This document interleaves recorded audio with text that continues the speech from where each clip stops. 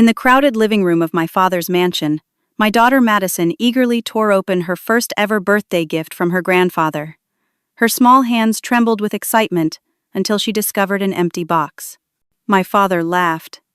Kids like her shouldn't expect anything. My sister smirked. Just like her mother, worthless. Tears filled Madison's eyes. But then she whispered, "I got you a gift too, Grandpa." He opened it and turned white as paper, his hands shaking uncontrollably. No one expected what happened next. People always say that family should be your safe haven, but what happens when it becomes your battleground? My name is Dolores Carson, 32 years old and single mother to my precious 9-year-old daughter Madison. Madison has a learning disability that makes her process information differently than other kids. Her mind works uniquely, making connections others miss while struggling with things most find simple. But her heart? Her heart is pure gold. I grew up in Westfield, Connecticut, in a house that looked perfect from the outside but felt like a prison. My father, Walter Carson, built his construction empire from nothing, clawing his way to wealth through sheer determination and ruthlessness. He ruled our home the same way he ruled his business, with impossible standards and conditional love that vanished the moment you disappointed him. My sister Abigail was always the perfect daughter. 3 years older, valedictorian, homecoming queen, married young to a successful attorney. She mastered the art of pleasing our father, mirroring his judgmental nature and perfectionist demands. Meanwhile, I struggled to fit the mold, too emotional, too creative, too different for his approval. Mom, Eleanor, existed in his shadow. Once a vibrant art teacher, she gradually faded into a well-dressed accessory at his side, keeping peace by enabling his control. I watched her surrender her voice year after year, becoming someone I barely recognized. Everything exploded when I got pregnant at 22, still in nursing school. The father, Grant Thomas, disappeared the moment I showed him the positive test. My father called me to his study, standing behind that massive mahogany desk. "You are my biggest disappointment," he said, voice cold as January frost. "Either terminate this mistake, or consider yourself no longer my daughter." I chose Madison. And I chose freedom. The next 10 years weren't easy. I finished my nursing degree between diaper changes and feeding schedules, worked night shifts at St. Joseph's Hospital, while a kind elderly neighbor watched Madison. We lived in a tiny one-bedroom apartment where I slept on the pull-out couch so Madison could have the bedroom. Every penny counted, every bill a careful calculation, but we were happy in our own small world. My mother maintained secret contact, meeting us occasionally at a diner halfway between our worlds. She'd slip me envelopes of cash I'd initially refuse, but eventually accept for Madison's sake. Last month, during one of these clandestine lunches, she grabbed my hand with unusual urgency. "Your father is turning 70 next week," she whispered. "Please come to the party. Bring Madison. It's time for healing." I refused immediately, memories of rejection still raw. But Madison, overhearing from the bathroom, emerged with wide, hopeful eyes. "I have a grandpa? Can I meet him, Mom? Please?" Those pleading eyes broke me. For weeks, Madison worked on a special gift for the grandfather she'd never met, refusing to tell me what it was, insisting it needed to be a surprise. Her excitement grew daily, asking countless questions about Walter, designing the perfect card. How could I explain that the man she imagined didn't exist? The day before the party, Mom insisted on taking us shopping for appropriate dresses. Walter's parties were always extravagant displays of wealth and status. Standing in the boutique fitting room, struggling with the zipper of an overpriced dress I couldn't afford, Mom dropped the bomb. I invited Grant too. The zipper ripped off in my hand. "You what?" "Madison deserves to know her father," Mom said defensively. "And he's changed, Dolores. He's an architect now, successful. He wants to make amends." After 9 years of complete silence? Not a single birthday card or child support check? "People deserve second chances," she murmured. As I stared at my reflection, a woman I barely recognized in a dress I couldn't afford, preparing to face a family that had rejected me and a man who had abandoned his own child, Madison twirled in her new purple dress, chattering about meeting her grandpa and her real dad on the same magical day. What had I agreed to? And how could I possibly protect her heart when mine still felt shattered in both their hands? The Carson family estate sprawled across 3 acres of manicured lawns and sculpted gardens, a monument to my father's success and status. Madison pressed her face against the car window as we approached the wrought iron gates, her eyes wide with wonder. You grew up here, Mommy? In a castle? I smiled tightly, parking my weathered Honda between gleaming luxury vehicles. It's just a house, sweetie. A very big house. Madison clutched her handmade gift, wrapped in newspaper comics and sealed with too much tape. She'd refused my offer to rewrap it in the shiny paper Mom had brought over. Grandpa will know I made it special, she insisted. Walking up that familiar stone path felt like stepping backward in time. Nothing had changed, from the perfectly trimmed boxwoods to the imposing mahogany door with its brass lion knocker. Before I could knock, the door swung open to reveal Jeffries, the butler who had served our family since I was a child. Miss Dolores, he said, his usually stoic face warming slightly. Welcome home. And this must be Miss Madison. Madison beamed, extending her hand formally. Pleased to meet you, sir. Jeffrey's eyes softened as he bent slightly to shake her small hand. The pleasure is entirely mine, young lady. The grand foyer bustled with caterers and staff, arranging elaborate floral displays and champagne towers. Madison's grip on my hand tightened as we entered the crowded living room, where clusters of my father's business associates, country club friends, and extended family members gathered in expensive suits and cocktail dresses. Mom spotted us immediately, rushing over in a cloud of Chanel perfume. You came. Oh, look at my beautiful girls. She embraced Madison enthusiastically, whispering, Your grandfather is by the fireplace. Across the room stood Walter Carson, 70 years old but still commanding the space with his 6'2" frame and piercing blue eyes that missed nothing. Age had whitened his hair but hadn't softened the hard lines of his face. He was holding court with several men, laughing at something one had said. Is that him? Madison whispered. He looks like a president. Before I could answer, my sister Abigail materialized beside us, elegant in a designer dress that probably cost more than 3 months of my rent. Her smile didn't reach her eyes. Well, well, you actually came. Her gaze swept critically over my department store dress before landing on Madison. And this must be your daughter. Madison, I supplied firmly. Your niece. Madison offered a shy smile. Hi, Aunt Abigail. I like your necklace. Abigail touched the diamond pendant at her throat. Thank you. It was a gift from my husband for our 10-year anniversary. She gestured toward a tall man deep in conversation with another group. Scott's a senior partner at his law firm now. And our children are around somewhere. Taylor's 13 and just got accepted to Phillips Exeter Academy. Jackson's 11 and already being recruited for competitive lacrosse. The implied comparison hung heavy in the air. Madison's artwork was selected for the district showcase last month, I countered, resting my hands protectively on my daughter's shoulders. Abigail's smile remained fixed. How nice. Special programs are so inclusive these days. Before I could respond, a familiar voice called my name. I turned to find Grant Thomas approaching, more handsome than I remembered in a tailored navy suit, his dark hair expertly styled.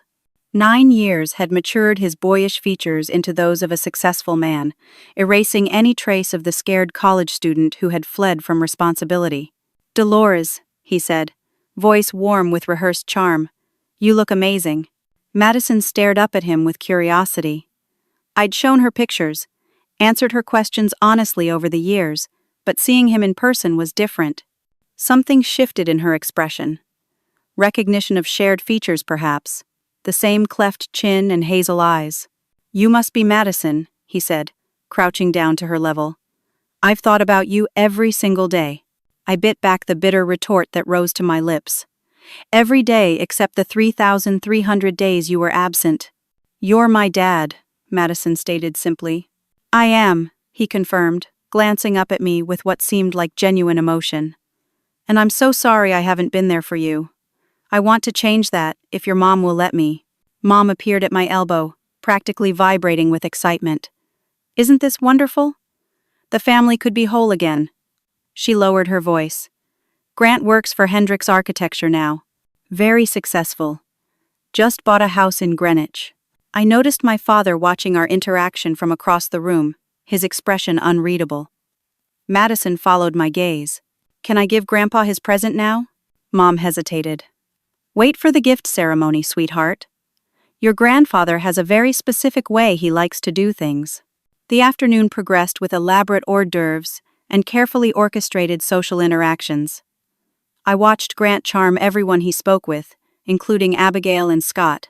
Madison shadowed him, absorbing every word and gesture of the father she'd always wondered about. I mingled awkwardly, fielding thinly veiled questions about my situation and deflecting pitying looks. An hour into the party, my father clinked his crystal glass for attention. The room quieted immediately. Thank you all for coming to celebrate my 70th year, he announced. Each of you represents an important chapter in my life story.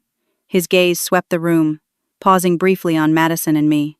Some chapters we might wish to revise, given the chance.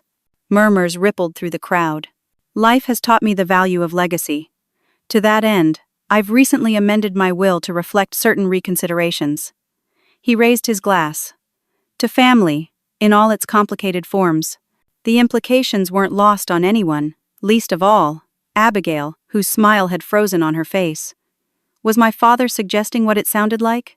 After years of estrangement, was he considering including Madison and me in his will? Grant's hand came to rest on my lower back. Sounds like good news, he whispered close to my ear. I stepped away from his touch, watching Madison stare up at her grandfather with hope shining in her eyes, clutching her homemade gift. The weight of potential security for Madison's future medical and educational needs warred with my pride and painful memories. Jeffries announced dinner was served, and guests began moving toward the formal dining room.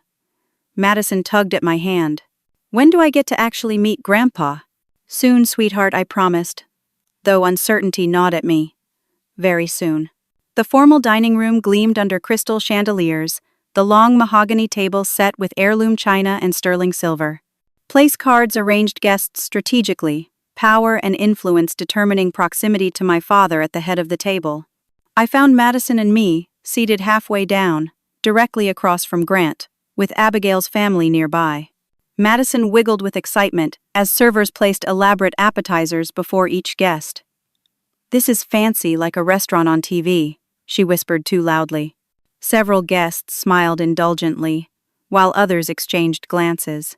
My father, from his position at the head of the table, controlled the conversation masterfully, discussing politics, market trends, and local development projects. He pointedly asked Scott about a recent court case, nodded approvingly at Taylor's academic achievements, and complimented Jackson's athletic prospects. "And what grade are you in, young lady?" He finally addressed Madison directly. Madison sat up straighter. "Third grade, sir. But I'm in second grade math." An uncomfortable silence fell. I quickly added, "Madison excels in creative writing and science. Her teacher says she has incredible observational skills." "Interesting," my father replied without emotion. "And do you have plans for college?" "I want to be an animal doctor," Madison answered earnestly. "Or maybe an artist who draws animals. Or both." My father's mouth twitched. Ambitious. Dinner progressed through 4 elaborate courses. Madison tried her best with unfamiliar foods and formal table manners, but struggled with the heavy silver and delicate crystal. When she accidentally spilled water, Abigail sighed loudly. "Perhaps she should eat at the kitchen table with the staff," she suggested, not quite under her breath. "She's doing fine," Grant unexpectedly defended. "She's just 9. I shot him a surprised glance, which he returned with a smile that stirred unwelcome memories. After dessert, Jeffries announced it was time for the gift presentation. Guests gathered in the grand living room, where an impressive display of elaborately wrapped packages awaited. My father sat in his leather armchair like a king on his throne, receiving each gift with practiced graciousness. Business associates presented rare whiskeys and custom golf clubs. Friends offered limited edition books and artisan crafts. Family members stepped forward with increasingly extravagant offerings. Abigail and Scott presented a first edition Hemingway my father had long coveted. Then came the gifts for the grandchildren. Taylor received a cutting-edge laptop. Jackson unwrapped the latest gaming system with a dozen games. Both expressed perfect, practiced gratitude. My father gestured toward Madison. I believe there's one more grandchild present. The room quieted as Madison stepped forward, visibly nervous but excited. My father nodded to Jeffries, who brought forward a large box wrapped in silver paper with an elaborate blue bow. For my newest grandchild, my father announced to appreciative murmurs from the guests. Madison's face lit up with surprise and joy. She looked at me for permission, and I nodded, heart pounding with cautious hope. Perhaps my father had changed. Perhaps this was his way of accepting Madison after all. With careful fingers, Madison unwrapped the large box, preserving the fancy paper as best she could. She lifted the lid, peered inside, then reached in with both hands. Her expression shifted from anticipation to confusion. The box was completely empty. Confused murmurs rippled through the guests. Madison looked up at her grandfather, then back into the empty box, checking again as if she might have missed something. I don't understand, she said in a small voice. My father's laugh cut through the awkward silence. That's precisely the point, isn't it? Kids like her shouldn't expect anything. The room froze. I stood paralyzed, unable to believe what I'd just heard. Abigail laughed nervously. Father, really? What? He challenged. It's a valuable lesson. The world doesn't give handouts, especially not to those who can't contribute. Like mother, like daughter. Isn't that right, Abigail? My sister nodded, mouth curving in a cruel smile. Just like her mother. Worthless. The words struck Madison like physical blows. I saw her small shoulders curl inward, her chin trembling as she tried desperately not to cry in front of everyone. Rage boiled up inside me as I started forward, but Grant's hand on my arm stopped me. Don't make a scene, he muttered, a nervous smile plastered on his face as he glanced around at the influential guests. It's just Walter being Walter. I yanked my arm free, disgusted. Across the room, I saw my mother's face crumple with shame, but she remained silent beside my father, complicit in her inaction. Madison stood alone in the center of the room, clutching the empty box, surrounded by judging eyes and uncomfortable silence. Then, something remarkable happened. She carefully set down the empty box, squared her small shoulders, and reached into the pocket of her purple dress. I got you a gift too, Grandpa, she said, voice steadier than I would have believed possible. She approached my father and held out a small package wrapped in Sunday comics and sealed with rainbow stickers. The contrast between her homemade offering and the expensive presentations couldn't have been starker. My father took it with obvious reluctance, probably regretting having called attention to Madison in the first place. With impatient fingers, he tore through her careful wrapping. Inside was a plain white envelope. He opened it with obvious disdain, expecting a childish drawing perhaps. What happened next seemed to unfold in slow motion. My father removed the contents of the envelope, a single sheet of paper. As his eyes scanned whatever was written there, all color drained from his face. His hands began to shake uncontrollably. The paper slipped from his fingers, floating to the carpet as he stared at Madison in shock. "This is impossible," he whispered, voice suddenly old and frail. "Where did you get this?" Madison's voice was clear in the silent room. "I wanted to know about you, so I did a test. Mom didn't know. I saved my allowance and used Grandma's credit card to order it online. The instructions were easy." I stepped forward, confused, and picked up the fallen paper. It was a DNA test result, professionally formatted with scientific terminology and percentages. At the bottom, highlighted in yellow, probability of paternity, 0%. Conclusion: Walter Carson is not the biological father of Dolores Carson. The room erupted into chaos. "You lying whore!" my father roared, lunging toward my mother, who shrank back against the fireplace mantel. His face had transformed from paper white to crimson in seconds. 40 years of marriage and you've made me raise another man's child?" Guests began edging toward the exits, murmuring awkward excuses. A few remained frozen, unable to tear themselves away from the unfolding drama. Mom's hands fluttered like trapped birds. "Walter, please. I can explain." "Explain?" he thundered. "Explain how you've made a fool of me for decades? Explain how I've poured my life's work into a legacy for children who aren't even mine?" Abigail pushed through the dispersing crowd, snatching the paper from my hands. Her eyes widened in horror as she read. "This can't be right," she insisted, voice rising hysterically. "What about me, Father? What about me?" My father turned his fury toward her. "What about you? How do I know you're mine either?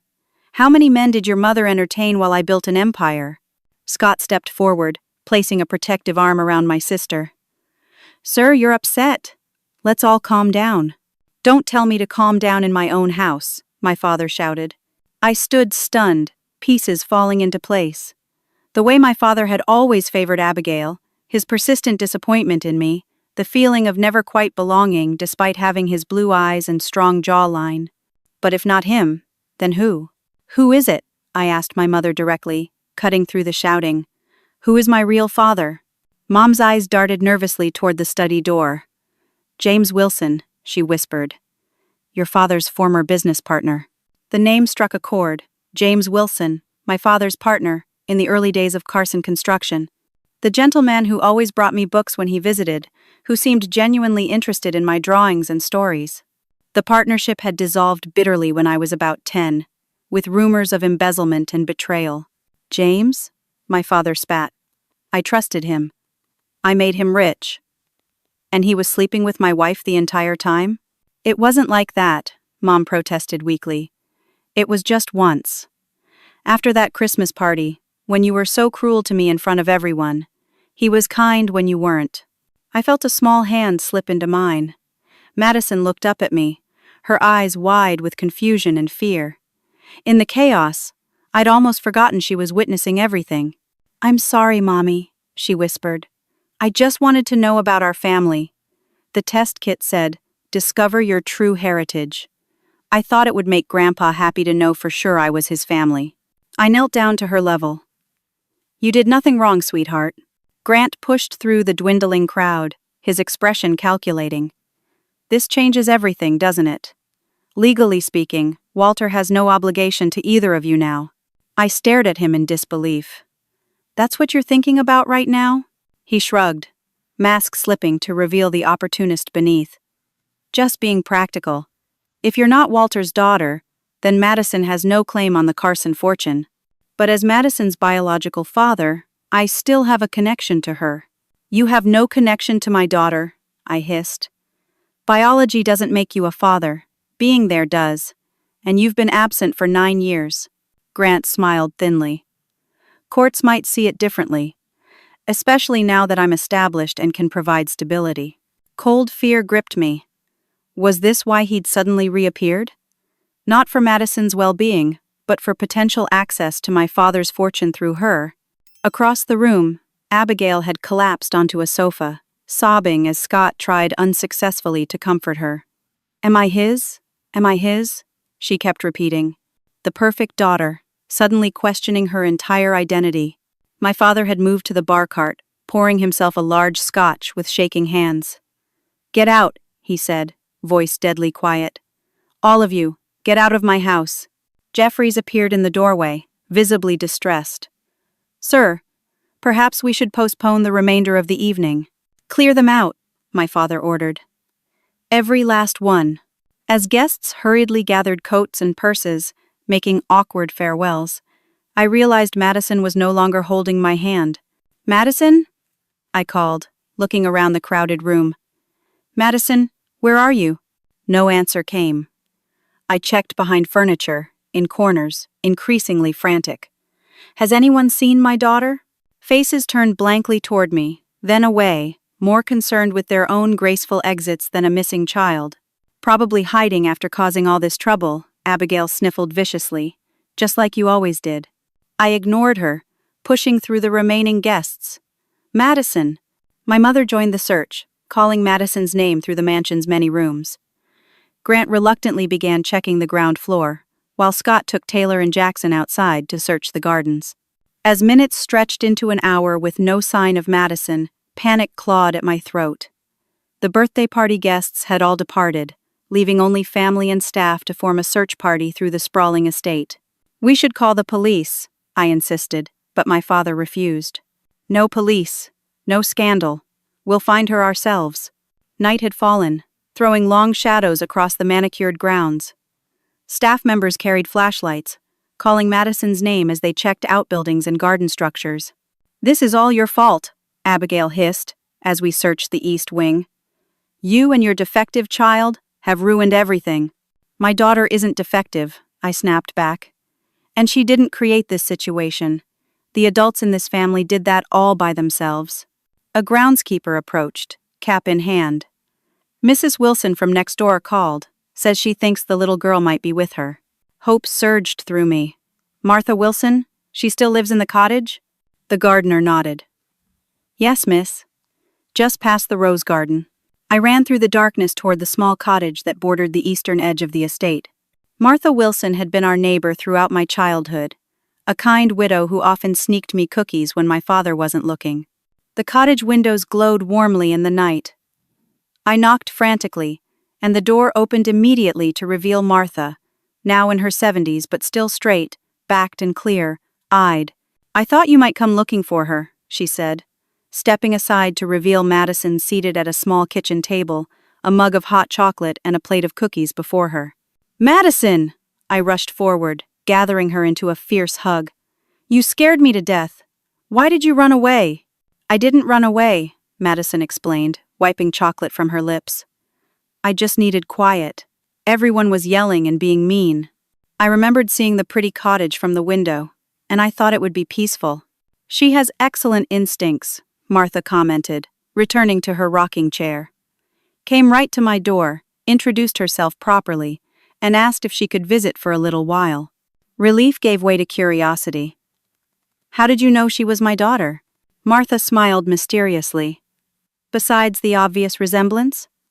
I've been sending her birthday cards every year since she was born." I stared at her in confusion. "But how did you even know about her?" "Your mother told me, of course. We've kept in touch. And I've always had a special interest in your welfare, Dolores." She studied my face. "I suppose tonight you learned why." Understanding dawned slowly. "You knew James Wilson." Martha nodded. "I was his secretary for 20 years at Carson Construction, and before that, I was friends with Catherine." "Catherine?" The name was unfamiliar. Martha's expression grew serious. "Walter Carson's first wife." Madison looked between us, sensing important adult information being exchanged. "Can I go see the garden, Mrs. Wilson? You said you have fairy lights." Martha nodded. "Through the back door, dear. Stay on the stone path where I can see you from the window." When Madison had gone outside, Martha leaned forward. "There's more to your family story than what came out tonight, Dolores. Much more." Before she could continue, voices called from outside. The search party had arrived at the cottage. Grant was the first through the door, breathing heavily.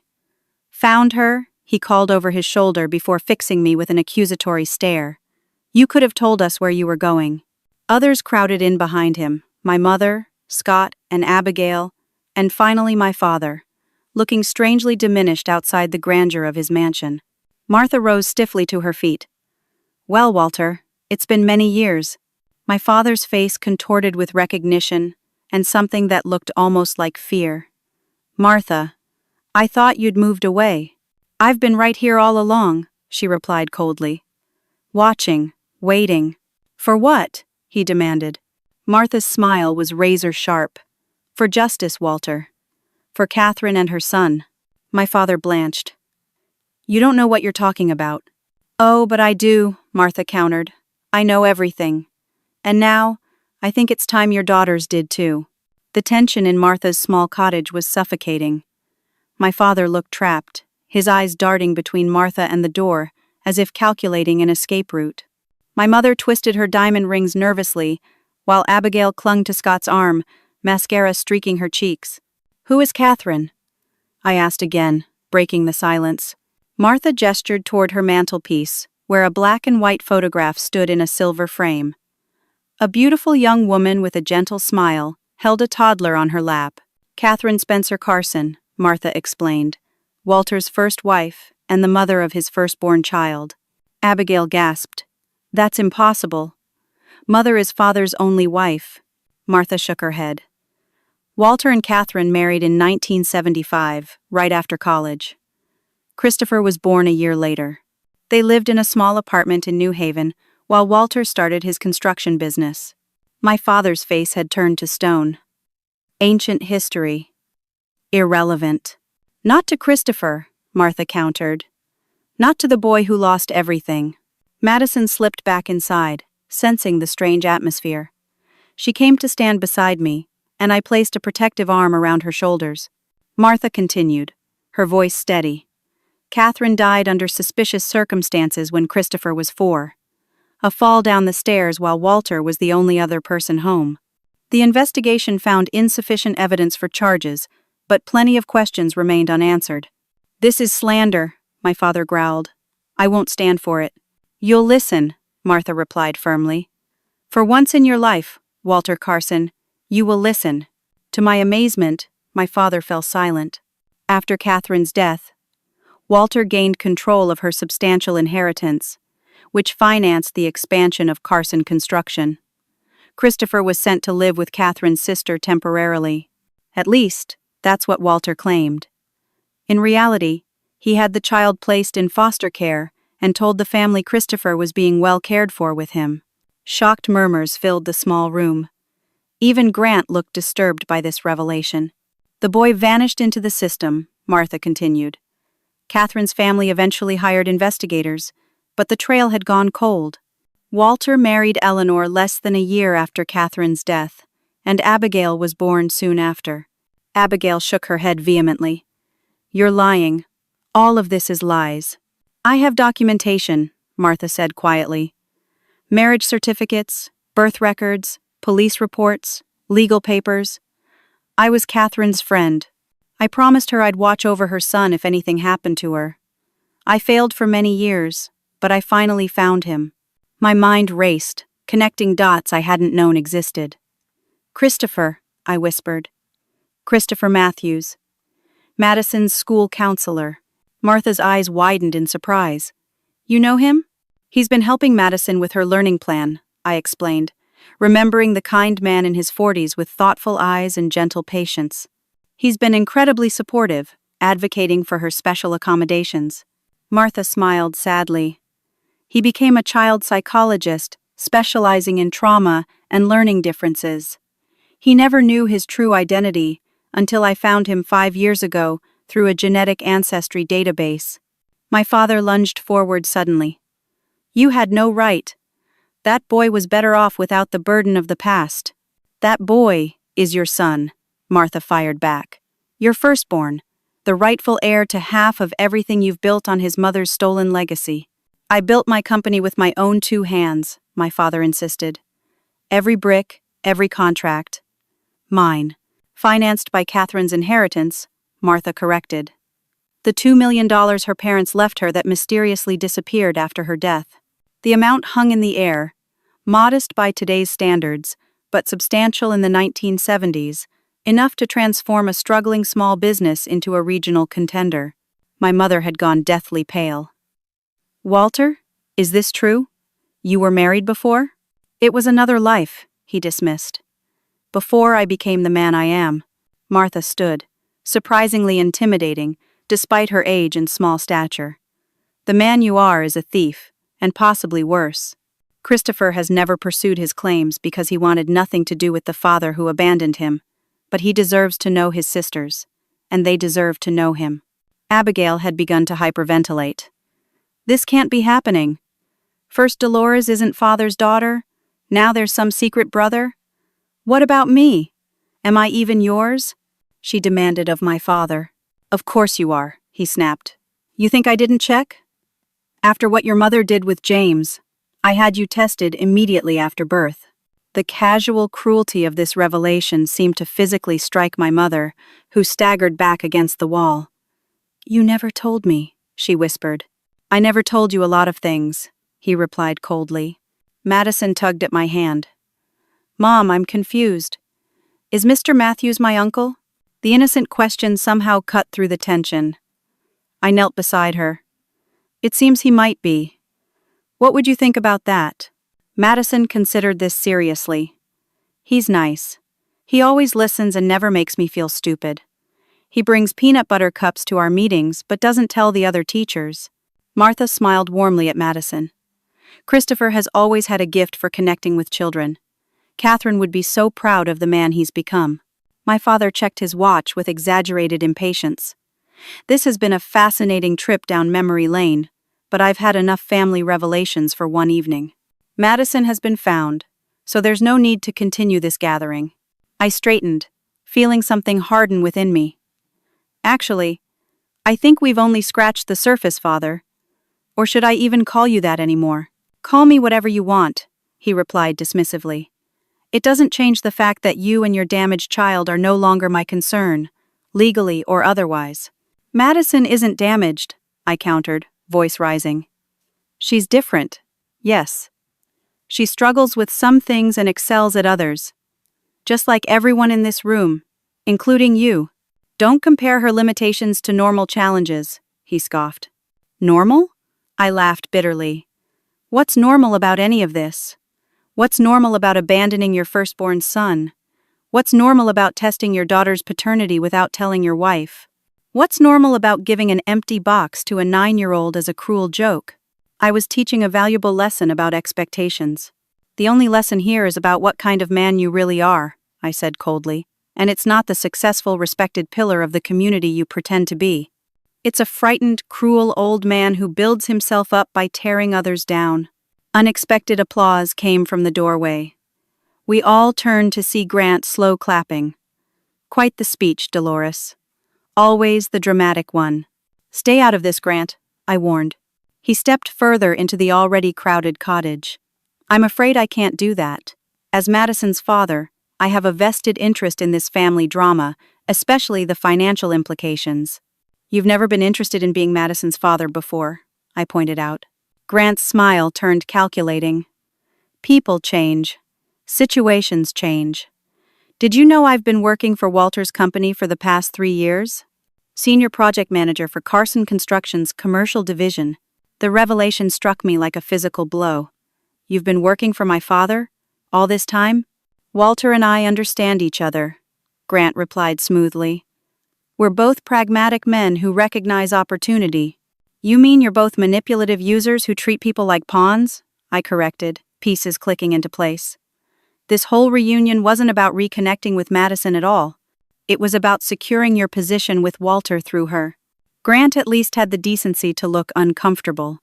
Business and family often intersect. I was simply exploring all avenues. My father moved to stand beside Grant. Thomas has proven himself valuable to my company. Unlike some people who take and take without contributing anything worthwhile. Madison had shrunk against my side, overwhelmed by the adult conflict surrounding her. Martha noticed and stepped in. That's quite enough for tonight.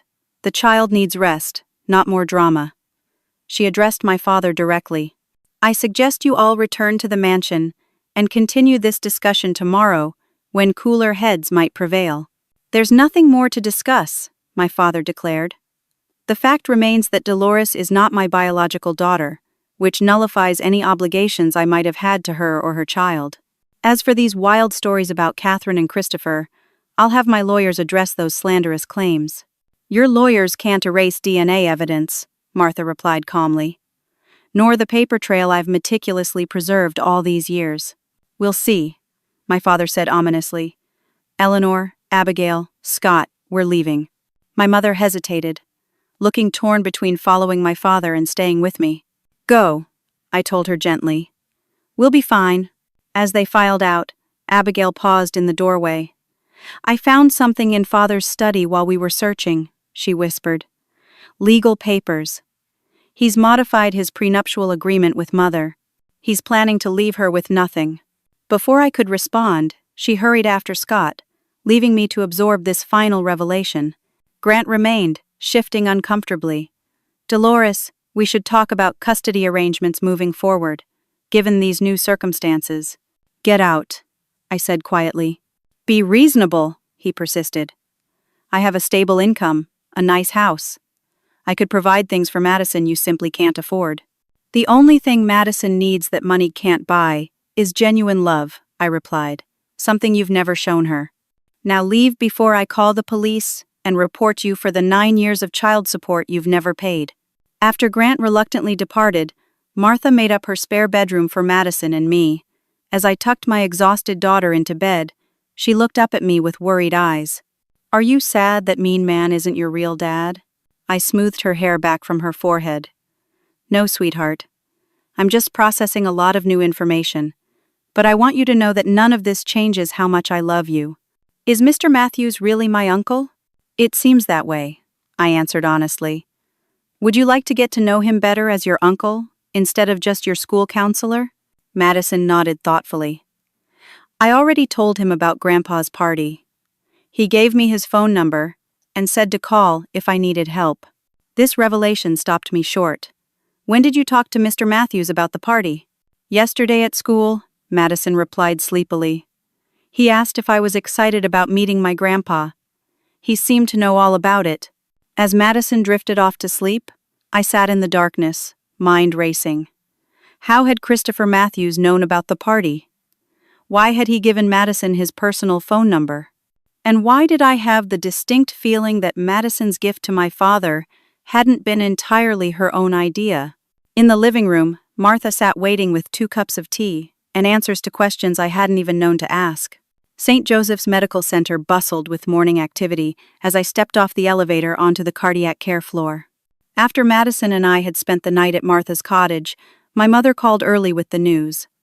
My father had collapsed shortly after returning to the mansion, suffering what appeared to be a heart attack. The ambulance had rushed him to the hospital where doctors performed emergency surgery to place 2 stents in his blocked coronary arteries. Now, 24 hours later, the waiting room outside the cardiac ICU had become an uncomfortable family gathering point. My mother sat rigidly in a vinyl chair, designer clothes rumpled from overnight wear. Abigail and Scott occupied a corner sofa, their children mercifully absent, having been sent to stay with Scott's parents. Grant lurked near the coffee machine, somehow looking freshly pressed, despite the circumstances. How is he? I asked my mother as Madison settled beside me with a book Martha had given her. Stabilized, she answered tersely. The doctor says the next 48 hours are critical. Abigail glared from across the room. I'm surprised you bothered to come, considering you're not even family. That's enough, my mother snapped with unexpected force. I've spent the night reflecting on everything that happened, and I won't tolerate any more cruelty in this family. Abigail's mouth dropped open in shock at our normally compliant mother's outburst. The elevator doors opened, revealing Martha Wilson supporting herself with a cane but looking determined. Behind her stood a tall man with sandy hair and familiar blue eyes that widened upon seeing me. Mr. Matthews, Madison called, jumping up from her seat. You came! Christopher Matthews smiled gently at Madison before his gaze met mine. The family resemblance was subtle but undeniable. Now that I knew to look for it, the same strong jawline my father possessed, the same slight cleft in his chin. I hope we're not intruding, he said, voice deep and steady. Martha thought it might be important for me to be here. Grant stepped forward aggressively. And who exactly are you? Christopher Matthews, he replied simply, extending his hand. I'm Madison's school counselor. He's my uncle, Madison announced proudly. My real uncle. The waiting room fell silent. My mother rose slowly from her chair, studying Christopher's face with dawning recognition. Catherine's son, she whispered. You have her eyes. Christopher nodded once, emotion flickering across his composed features. I'm told I favor my mother. This is inappropriate, Abigail protested. Father is fighting for his life, and you bring in some stranger claiming to be his long-lost son? How tasteless can you be, Dolores? Actually, Martha interjected, Christopher is here at my request. As Walter's firstborn, he has certain legal rights regarding medical decisions, should Walter become incapacitated. Scott straightened, lawyer instincts engaged. Those claims would need to be legally established through proper channels. The DNA test results were filed with the court 3 years ago, Christopher replied calmly. along with the original birth certificate and marriage license. I've never pursued financial claims, but I did secure legal recognition of my status, primarily to access medical history information. You've known about us all this time? I asked, feeling strangely betrayed that he hadn't revealed himself during our many interactions at Madison's school. Christopher's expression softened. I've known about you since Martha found me. When Madison enrolled at Westfield Elementary, it seemed like fate. I requested to be assigned as her counselor, hoping to get to know my niece, and by extension, you. So you manipulated the situation, Grant accused. Used a position of authority to spy on a child. Christopher's gentle demeanor didn't waver. I never misrepresented my professional qualifications or compromised Madison's educational support. I simply wanted to know my family without disrupting lives or dredging up painful history. But you gave Madison the idea for the DNA test, I guessed. You knew it would expose everything. Madison asked questions about family heritage during one of our sessions, Christopher explained. I mentioned how DNA testing had helped me discover important truths about my own background. The rest was her idea entirely. She's remarkably resourceful. Madison beamed at the compliment.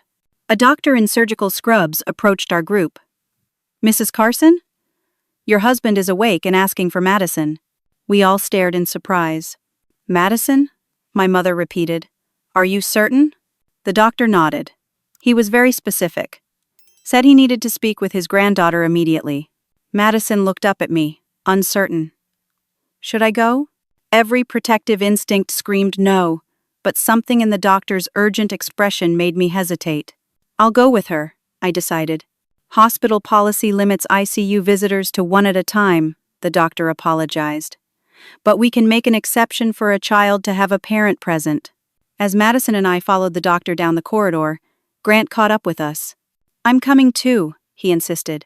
As Madison's father, I have a right to be there. The claim, so casually made after years of absence, ignited my temper.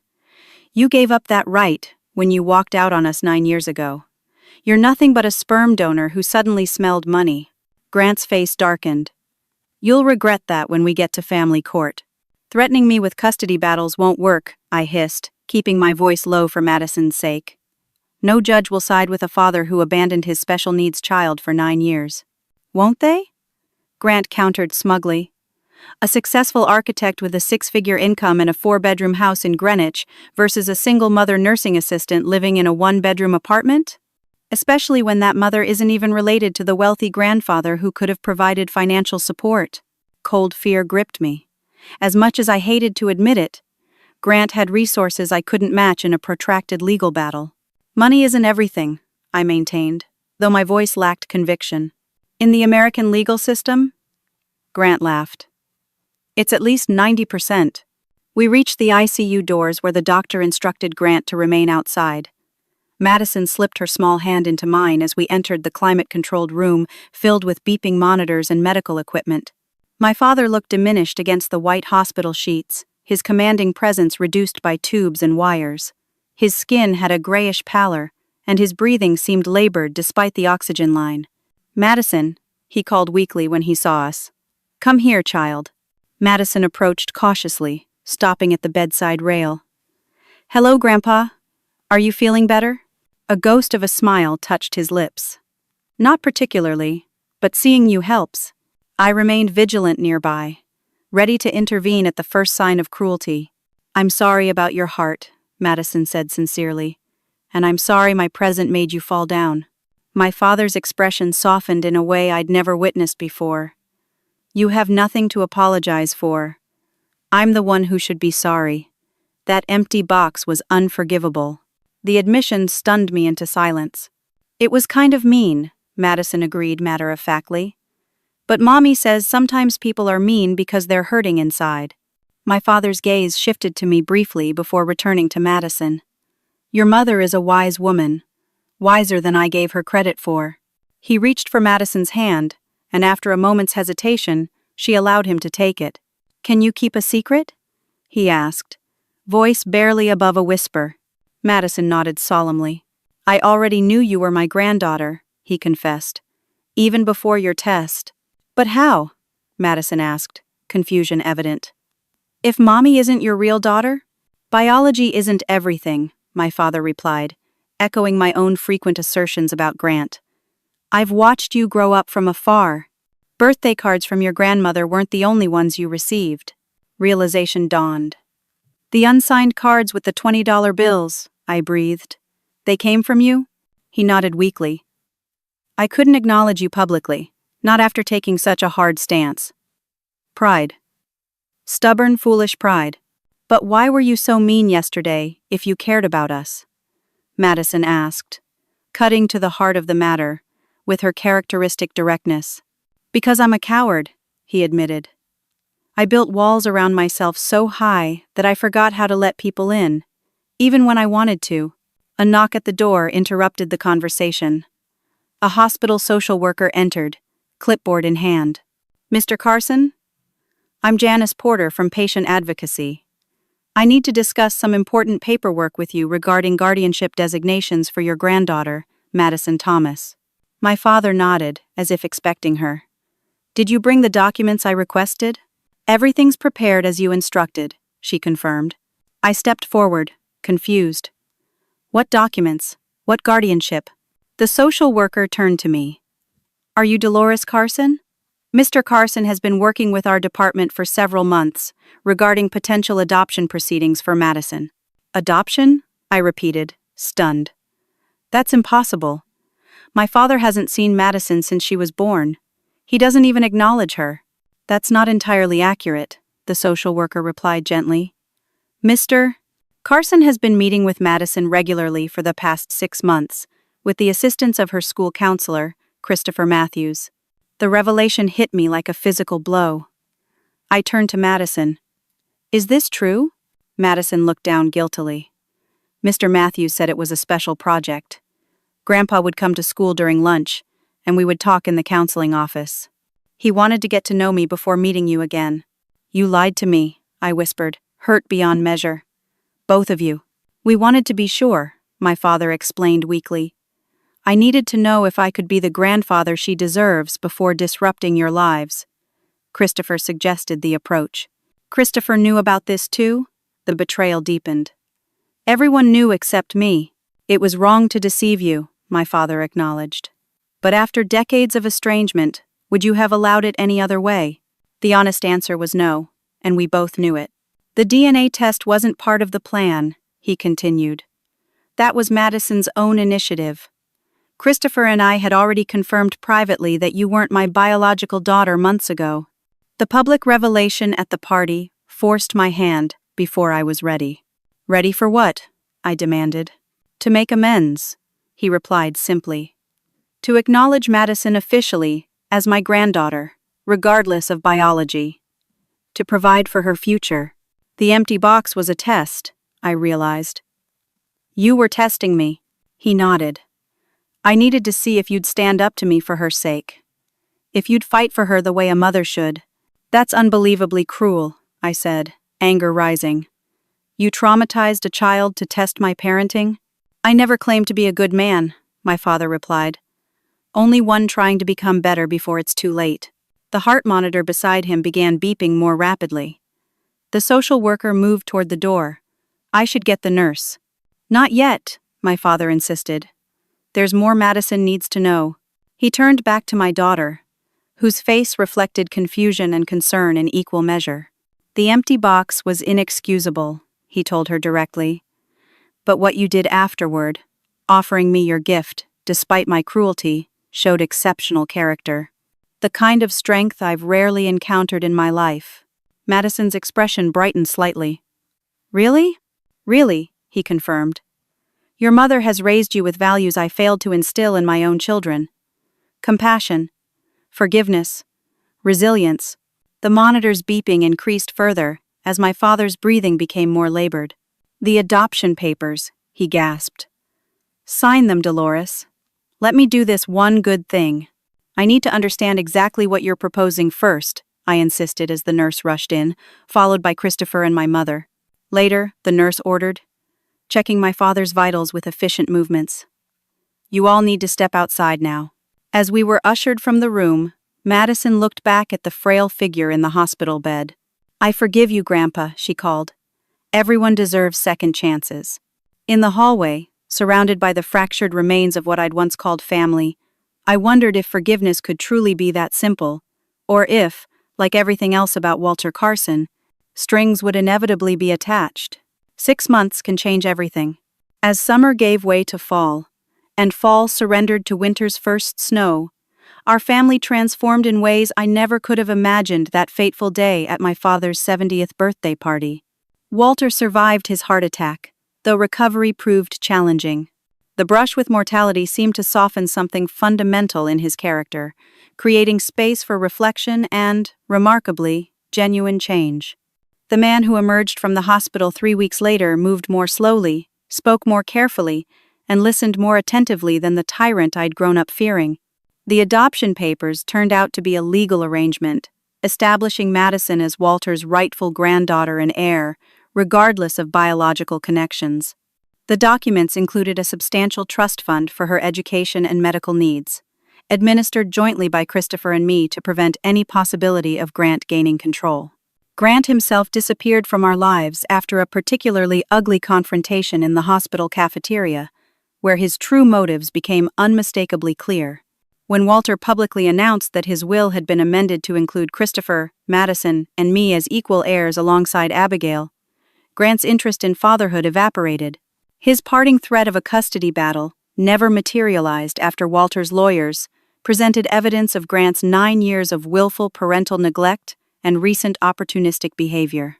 Madison flourished with proper educational support.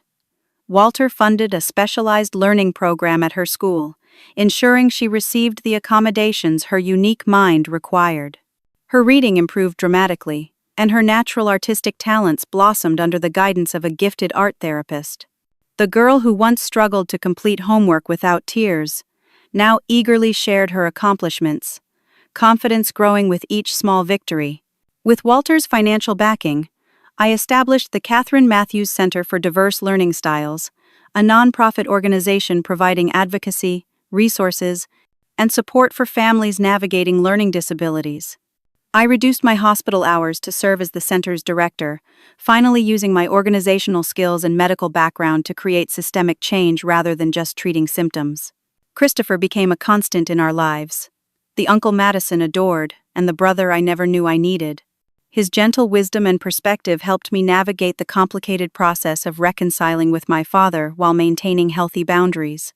We discovered shared interests in psychology and education, often collaborating on center programs while developing a sibling bond that transcended our unusual circumstances. Abigail's perfect facade crumbled completely in the aftermath of our family revelations. Her marriage to Scott ended after financial investigations revealed massive debt hidden behind their luxurious lifestyle. With characteristic resilience, however, Abigail emerged from her divorce, humbled, but determined to rebuild authentically. To everyone's surprise, she returned to graduate school to pursue a degree in family therapy, channeling her experiences into helping others navigate family dysfunction. Our relationship, though still occasionally strained, evolved into something resembling actual sisterhood, rather than competitive animosity. My mother found her voice again, rediscovering the passionate artist who had been silenced for decades. She volunteered at the center, teaching art classes to children with learning differences. Watching her interact with Madison, confident and creative, I sometimes glimpsed the woman she might have been without my father's controlling influence. Our relationship deepened as she shared stories of her early life, her brief romance with James Wilson, and her regrets about the choices fear had driven her to make. Martha Wilson became our family historian, carefully documenting the true Carson family story for future generations. At 80, her mind remained razor-sharp, particularly when recalling details that Walter might prefer to forget.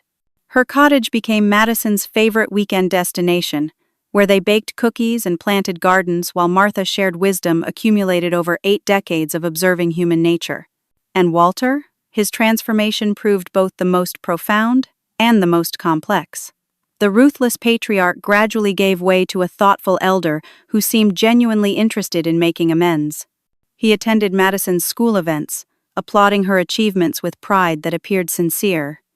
He initiated weekly family dinners, where difficult conversations about the past occurred alongside plans for the future. The man who once used wealth as a weapon now deployed his resources to heal the damage he had caused.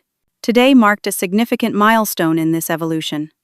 Madison's school was hosting its winter fundraiser, and Walter had agreed to be the keynote speaker, publicly acknowledging his granddaughter and announcing a matching grant for the school's inclusive education initiatives. I adjusted Madison's navy blue dress collar as we prepared to leave for the event. "Are you excited about Grandpa's speech?"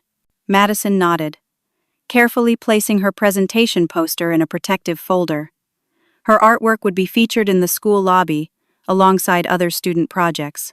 "Do you think he'll really say all those things about me in front of everyone?" she asked, a hint of uncertainty in her voice. "He promised he would," I assured her, though I understood her hesitation. Trust, once broken, rebuilds slowly, especially for perceptive children like Madison. Christopher arrived to drive us to the event, looking distinguished in his tweed jacket and tie. The guest of honor and her mother ready for their big night?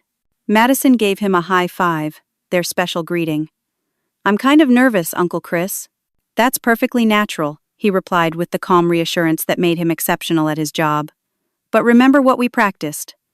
Deep breaths, focus on one friendly face at a time." The school auditorium buzzed with anticipation when we arrived. The principal greeted us warmly, directing Madison to the student preparation area and leading Christopher and me to our reserved front row seats. Abigail and my mother were already seated, saving places for Martha and Walter. "Dad's in the green room preparing," Abigail informed us, using our father's parental title with a naturalness that would have been unimaginable 6 months ago. "He seems nervous. Public vulnerability doesn't come easily to him," Christopher observed. My mother squeezed my hand. "He's trying, Dolores. Really trying." When Walter appeared on stage 20 minutes later, the confident business titan had been replaced by an older gentleman whose hands trembled slightly as he adjusted the microphone. His gaze found our family in the front row, and he squared his shoulders with resolve. "Good evening," he began. "Many of you know me as Walter Carson, founder of Carson Construction. Some of you know me as a donor to various community initiatives.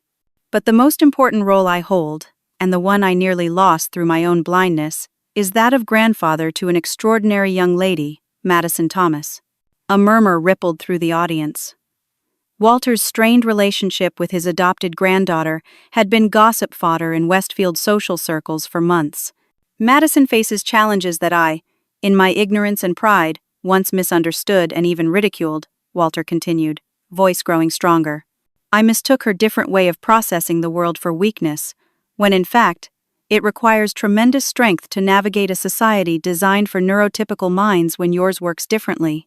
I blinked back unexpected tears as Walter described Madison's persistence, creativity, and compassionate heart with specific examples that proved he'd been paying genuine attention to who she really was. "6 months ago, I experienced a medical emergency that forced me to reconsider my values and priorities," he explained.